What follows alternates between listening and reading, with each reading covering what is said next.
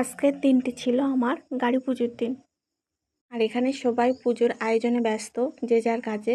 এই যে কেউ লুচি বেলছে, কেউ রান্না করছে, কেউ গাড়ি সাজাচ্ছে। তো দেখো আমার দাদু এখানে গাড়ি সাজাতে ব্যস্ত।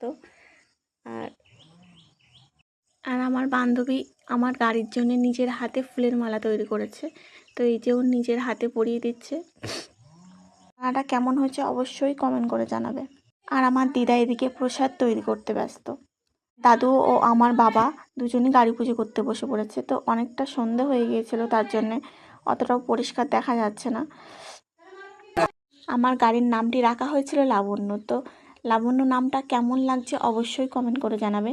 আর এদিকে সন্ধে হয়ে এসেছিলো, প্রসাদ দিতেও আমাদের সন্ধে হয়ে গেছিলো। তো সেই ভিডিও আর করতে পারিনি সন্ধে হয়ে যাওয়ার কারণে। তো আমার বান্ধবী এবার ভয়েস দিচ্ছিল, শুনতে থাকো তোমরা। আমরা এখন নদীতে যাচ্ছি ঘর ডুবাতে। লাবণী সবার পেছনে আসছে। হ্যালো গাইস, আমাদের কালকে ঘর পুজো।